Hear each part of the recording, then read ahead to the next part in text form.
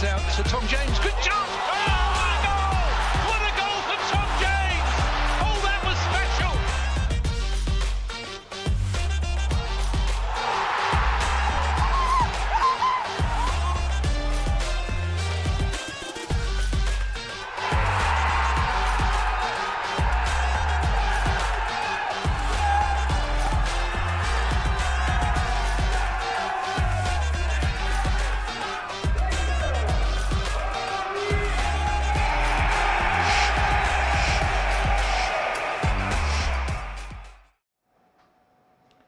Well, good afternoon and welcome to Orient Live for this afternoon's fixture against Reading. And now Tuesday was obviously a very difficult night for everyone connected to Leyton Orient FC and especially the family and friends of lifelong fan Derek Reynolds, who very sadly lost his life on Tuesday in that game against Lincoln. So it's only right to take a minute just to remember and respect Derek Reynolds.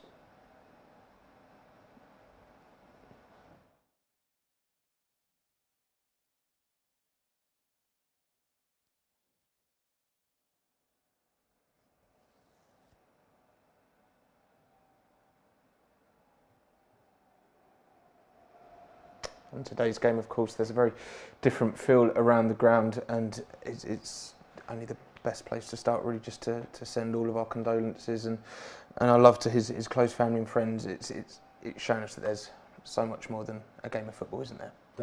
Definitely, it was devastating. I wasn't at the game, but it was devastating news what was coming through at the time, and obviously feel sorry for the guy and his family who are here today, I believe. Sort of over on the other side in the crowd, and mixing with the hierarchy at the club. But yeah, devastating news, and hopefully the players, it was a big shock for them. Hopefully it's not affected them too much. And if Derek's family can take any solace, it's that his final moments were here at the place he loved. He was a lifelong fan and was watching his team 1-0. Yeah, horrible night for the club, but like you say, reading what we've read since his sad death about his life. He's been a supporter all his life. He even worked at the club. I think you can tell how much Orient meant to him, and I think you can take solace in that, and you can take solace that the fact that the Orient fans kind of came together to try and help him when they had to, and I think that was a really brave and powerful thing for them to do, and they should be commended for that. Well, may Derek rest in peace, and of course there's going to be tributes, as Glen said, led by his family, so we're going to be heading over very slightly earlier.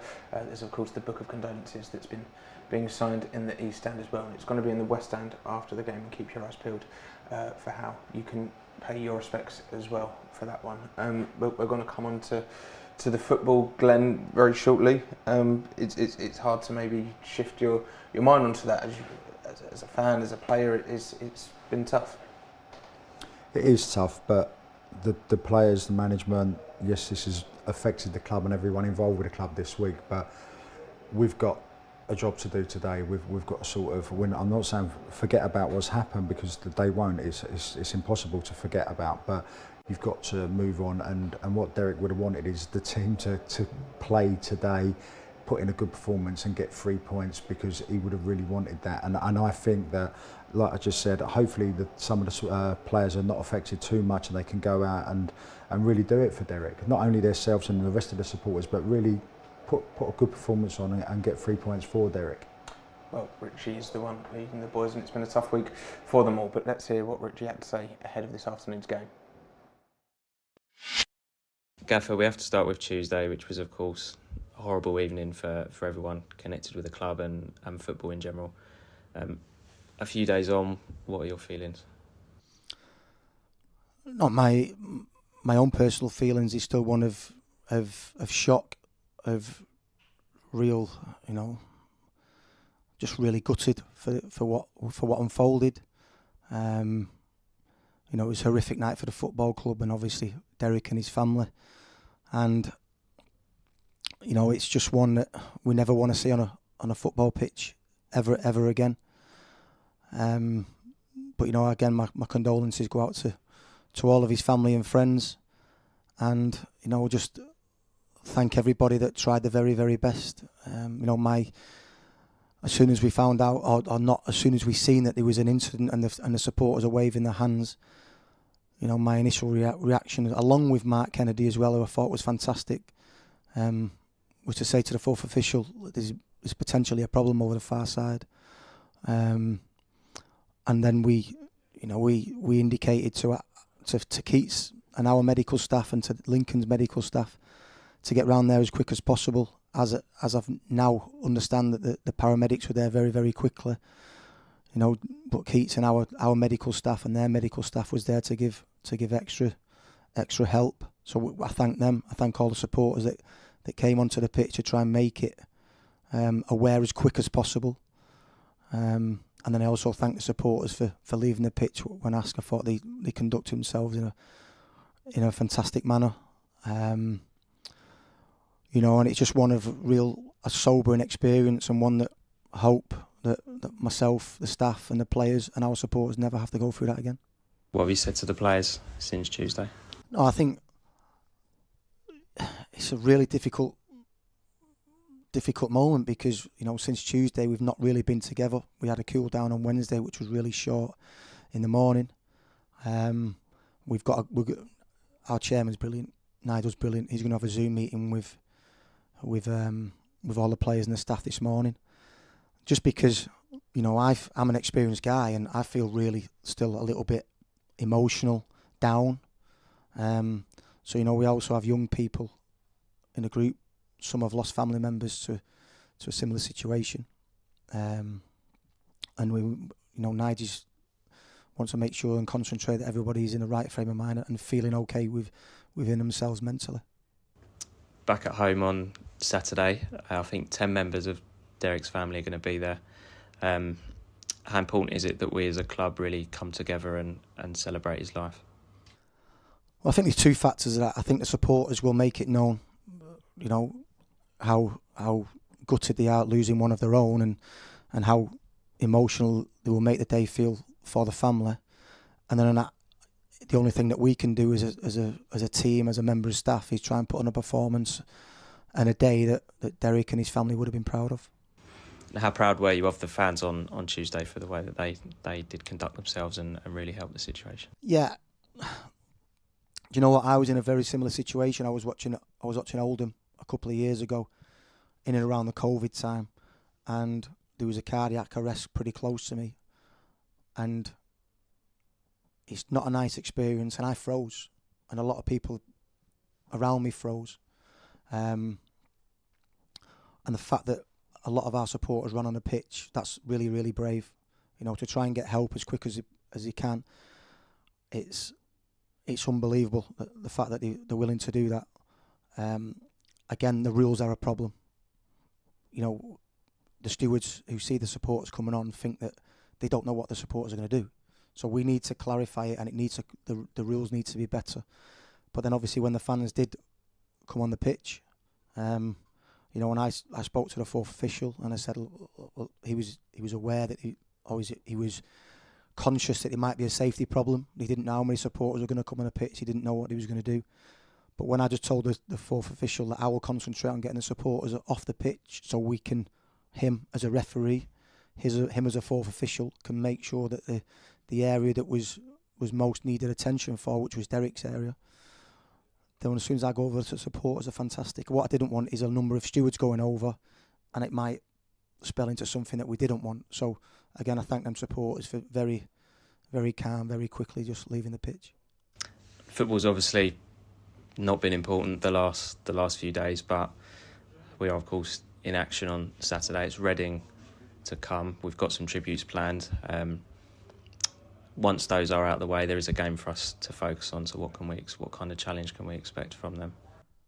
No, I mean, it's going to be really difficult, and it's going to be difficult for the players. It's going to be difficult for the staff and for everybody, really, because it would be 72 hours before that we was in one of the worst situations that as a club we've ever been in. So it's going to be really difficult, but we'll try our best to prepare in the right way and put on a performance that, like I said, Derek himself and his family would be proud of. So just lastly, what's your message to the supporters who are coming on Saturday? Because I think we're close to a sellout again. No, the supporters with me ever since I came into the club 18, 19 months ago have been absolutely tremendous. You know, we had 8,000 fans at the ground on a Tuesday night, and even though I've probably only met 20-30% of them, if that, in real life, you know, the other 60-70%, you know, I feel a real connection to. So the message would be, I know everybody's hurting at the moment, but, you know, as a club, if we can pull together and try and get through this club has been through a disaster like this before, and it's come through it. So hopefully we can get through it. We stay together, we stay united, and hopefully we can move on.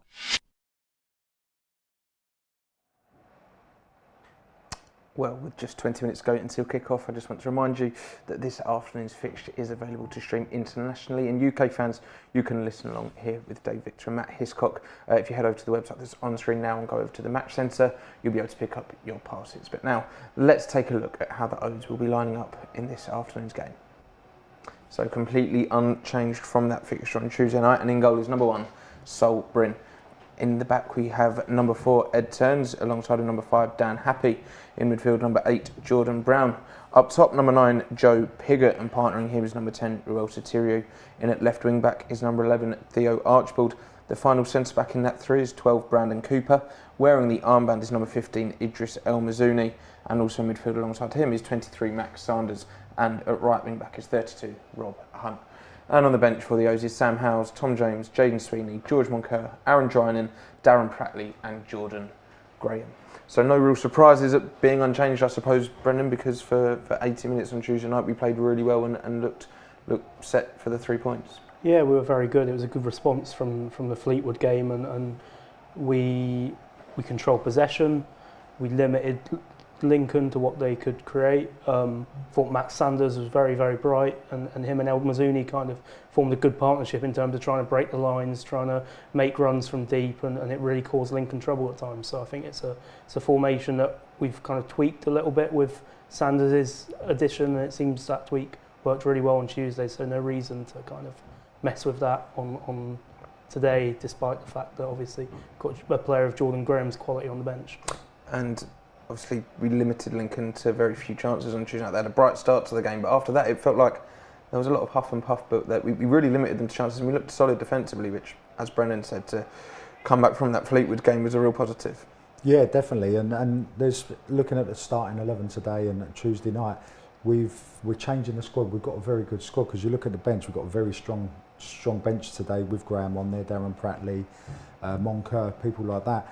It's really nice, and it's taken us a bit of time to sort of, these newer players who have come in this season, to get up to speed with the way the gaffer wants us to play, and they're sort of slotting in, and it looks seamless at times, you know, they're fitting in really well.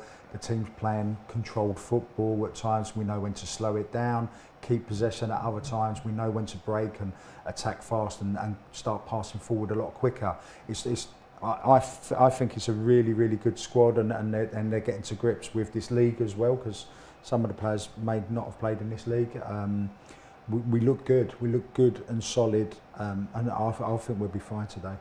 And Max Sanders would be key to that as well. You've mentioned his name briefly, Brendan, but he was so high energy. He was making those forward runs, and he was in that Moncur role, and he looked really lively. Yeah, he looked really bright. Like I said, him and Idris kind of as two number 8s, kind of trying to run in behind, played really well. And I think Glen also makes a good point about the fact that we've had to adapt a little bit, because it's difficult once you're dominant League 2 champions to go into a higher division, and perhaps you go into that division thinking you can play the same way and be the dominant team and have 70% possession every game. But I think Richie's learnt that perhaps you've got to kind of be a little bit more combative, sit back a little bit more, know when to play, speed things up and down at the right times. I think with this formation and the way we've set up, it seems like we're getting there now, where it's not going to be brilliant free-flowing football all the time, but we're going to get results by playing this way.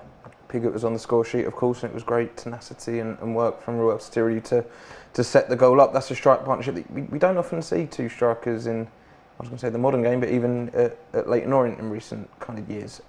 It's an interesting strike partnership.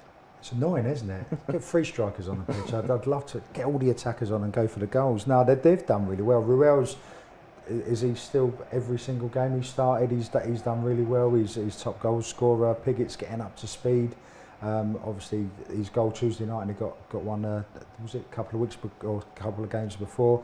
He's getting up to speed. His fitness is improving all the time. You can see the player he is, and he's really getting there. And they look good together. And like I said a minute ago, that the team is adjusting and getting to grips with their players, the style of play we want to play, and they just look at a really good team. Individuals are great, but if you work hard as a team and do the right things, you've always got a chance. Well, he might not be on the pitch this afternoon, but for what's been a tough week before the players, Darren Prattley has been there leading them, and we heard from him earlier this week and got his thoughts on the week.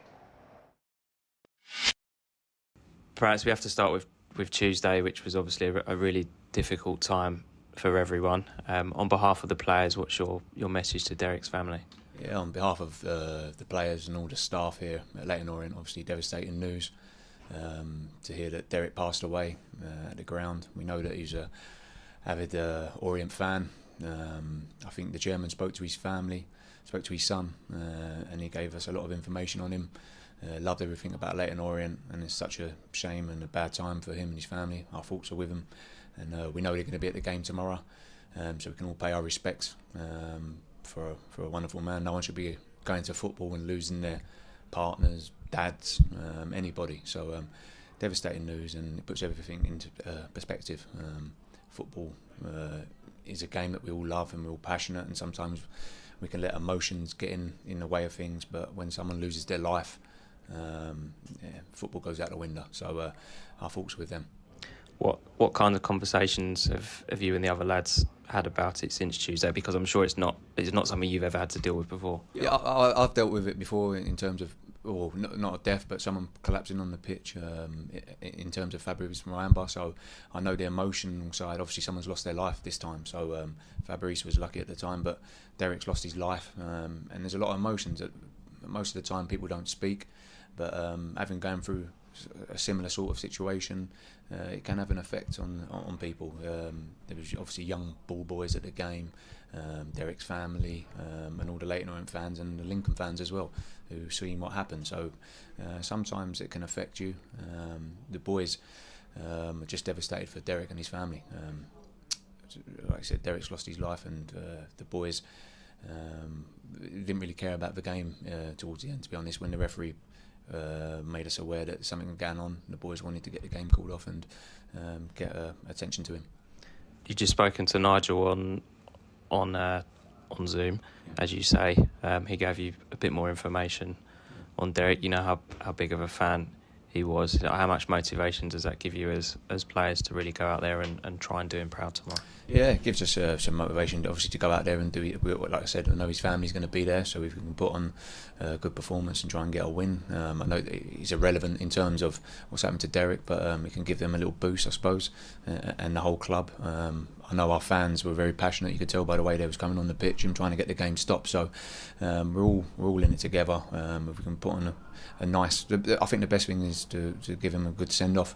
And that's the main thing. The performance and result comes secondly. But if we can get the result and that, make obviously a not so good day a little bit better. I don't know, at the moment it feels wrong to talk about football, but there obviously is a game coming tomorrow. What kind of challenge can we expect from Reading? Yeah, good side. Obviously come down from the Championship. A lot of young players. They play a sort of system that they overload in the middle, and obviously they had a bit of a setback in terms of points at the start of the season, but they've managed to get some decent wins. So it'll be a tough game. Every game, I think, a team that comes down to our stadium will try and make it difficult, a bit like Lincoln did the other day. But we'll be getting confidence from the game. Obviously, we played well, and hopefully we can carry that on into this game. In terms of points, it took us a little bit of time to adapt to League One. Yeah. We've now had the second chunk of games, if you like. Yeah. How would you assess the last chunk of games? I thought we was always improving game after game. I know the results, obviously everyone looks out for the results, but you could see in the performances and the way people were growing into the league that the results were going to come. We obviously got a few bodies back from injury, illness and all that sort of stuff, and we went on a good run. Obviously we had a disappointing result against Fleetwood, But we managed to was winning the game at the time at Lincoln. But I think the boys have grown in confidence. We believe we can compete with anyone, and we're looking forward to the rest of the games. And just lastly, to going back to Tuesday, we obviously saw the best of our supporters, if you like. Yeah. How much pride did that fill you with as leader of this club on the pitch? Yeah, obviously coming out in your numbers, but I think more pride at I know fans are not allowed on the pitch and that, but for them coming on the pitch and trying to look after one of their own, like I said, football doesn't mean anything. So for them coming on, sitting down, trying to get the attention of everyone, obviously it's a proud moment. We're trying to look after each other, and that's the main thing. Football will come and go, players will come and go, but fans, if you're sticking together and you want to help each other, whether that was a Lincoln fan, Orient fan, I think any fan, when you're trying to look after each other, then that's special, and that's all you want. You want it to be an environment where everyone looks after each other.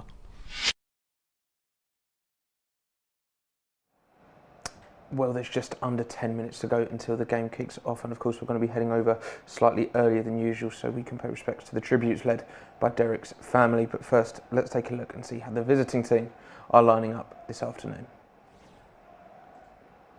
So Ruben Sellers' Reading FC, this is how they're going to be lining up, with ex-Orient loanee David Button in goal wearing the number 1 shirt. We have number 6, Harley Dean, number 7, Harvey Nibbs, number 9, Dom Ballard, number 11, Femi Aziz, number 15, Kelvin Ihib Bataman, number 23, Sam Hutchinson, number 24, Tyler Binden, number 29, Lewis Wing, the captain, number 32, Nelson Abbey, and number 47, Matthew Carson. And on the bench for the Royals is Kanaya Boyce-Clark, Tom Holmes, Ben Elliott, Charlie Savage, Paul McIroh, Nesta Guinness-Walker and Caelan Vickers. So a 4-point deduction at the start of the season for Reading. Your local team, Glen, but they're not in a great position really. A young side, not many points, partly due to the deduction, but they're a fragile team as well. They are a young team. Obviously, they had the bit of bad luck with the points deduction at the beginning of the season, and there was did they get a further points deduction, Brendan? You would know that. There was rumours that they were. Yeah, there's lots of rumours going on. Yeah, lots of rumours about them, but that's a hand they've been dealt. As players, you can only go out there and play a game and try and get them points back. And they're a bit of a mixed side this season. They have sort of good games and then good results at home, but they're not so great away from home, are they? So it's just you don't know what sort of side's turning up. But dropping down from the Championship, they've got quality players in there. They've lost every league game on the road this season. But this is a big game for them, a close fixture, and in terms of the Elizabeth line, it's not far for them to get to. There's a lot of fans here, and they'll be well up for it today. Yeah, sold out away end. I think they're a side that, like Glen says, blows hot and cold. We've seen them have some really good results in the Cups, beating Millwall and winning 9-0 away at Exeter in the Papa John's. So they can, if they get it right, they can play really well, but is an unpredictable side given their age and given the fact they've got Ruben Sellers, who this time last season was a Premier League assistant coach and worked his way up to being a Premier League manager. Talk us through their defence as well, Brennan. We'll take a look at some of their clips here because it's not pretty viewing for any fan. No, yeah, look, it's a young back line led by Harley Dean, who's quite experienced, but the rest of it is fairly young, and we're seeing from some of the goals here that they're a little bit disorganised. They're a little bit all over the place. They don't defend balls into the box very well, and this is the reason why they've been so unpredictable this season, is the fact that their defending is slightly erratic. They have moments where they go forward and they break well and they keep the ball well and they look like a good side, but what will tend to happen when you have a young side like this playing in the EFL, playing men's football, where you've only got maybe 3 or 4 real senior players in there, you're going to have days where, like they did against Blackpool here, where you can see a lot of goals. And I think that's something we've got to be very mindful of today. We've got to use our game management. We've got to show our experience and really kind of not let them get into the game, not let them settle. And I think what we're seeing here from their game on Tuesday night as well, this is obviously, like you said, ex-loanee, Orient loanee David Button in goal. I think all 3 goals he conceded on Tuesday night against Northampton, he'll be very disappointed with. So I think if you're Richie Wellens, you're going out there and saying to your front players like Rol Satiru, Theo Archibald, Max Sanders, try and let fly. Let's test David Button because his confidence must be on the floor after those goals. Watching those clips, you're saying front players. I think you tell any player if in Reading's half. I think take a shot at goal. It looks like an area we could target. It's great news for us, isn't it? They're struggling at the back. We said about they've got a fairly young side, but on paper we have as well. It'd be interesting to see what the matchup is on the average age of both sides. Yeah, we know their frailties at the back, but we've got to move them around. We've got to move them around and pull them out of positions and on giving them something to think about. Like, do I go with the player or do I stay in my position? We're just going to have to move the ball around side to side and just try and just see little holes, and then once we see that, we'll have our runners from midfield or our forwards running into them spaces and try and cause them problems, because they know they've been rubbish at the back, so that's what they've probably been working on in training. Let's take a look at the tunnel camera now. Brendan, what do you think these players will be feeling? It's obviously a strange feeling around the game, but they've really got to, I suppose, get in the zone now. Yeah, it's a tough one to get in the zone because we're going to have these tributes now, and that's what's important, like we've said all along today, that football pales into significance compared to what happened on Tuesday night. But you've got to pay your respects, and then I think it's about putting on the best display you can to show the best of this football club and put a performance that Derek would have been proud of in. Well, the players are ready and waiting, and Idris El-Mazouni will lead the team out to get the tributes to Derek Reynolds started. So it's time now to hand over to our commentary team of Dave Victor and Matt Hiscock.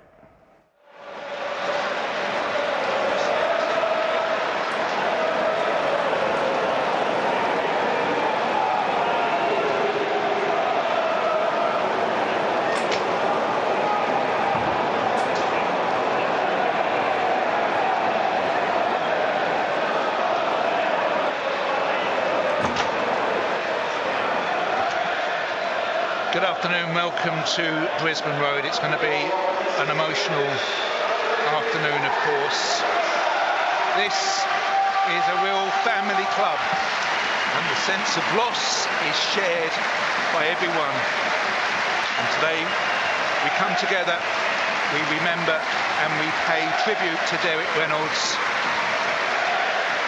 a lifelong Orient supporter. His family are here, and Derek's son Matthew has the match ball. Both captains are holding wreaths of flowers, and both sides are wearing black armbands. And it's Matthew Reynolds who is going down the line, leading the Orient players as they shake hands with Reading. There is, of course, a book of remembrance, which is currently over in the East Stand, and will be available at the main reception after 3 o'clock today. It can also be signed online. And Reading's captain, together with Idris El-Mazouni, will be in a moment going over to the East Stand. Sir Nelson Abbey, the Reading skipper, has got the wreath of flowers. Sai is the mascot today, just 9 years old, and this is his first ever time that he's been to a football match. Not only is Matthew here, there are members of Derek's family who are out in the centre circle now. In a moment they will be joining both sets of players as well as the supporters in a minutes of applause for Derek. I'm going to hand you over now to Barry Galvin, who'll be explaining what is going to happen next. The players are around the centre circle, and there is a hush around Brisbane Road.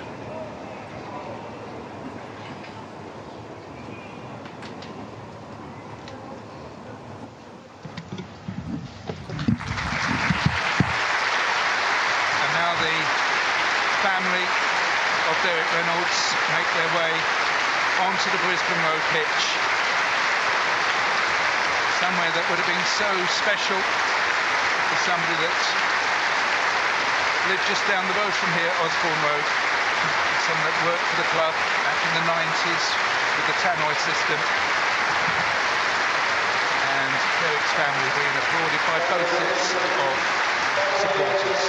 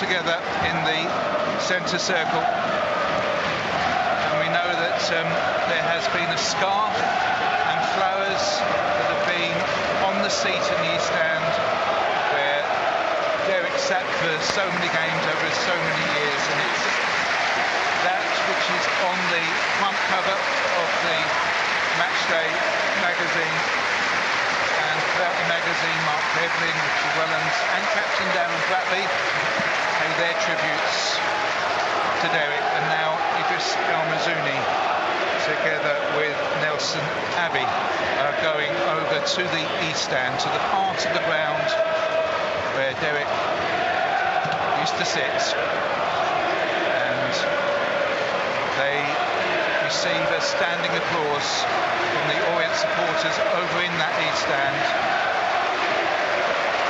This really is a very moving moment.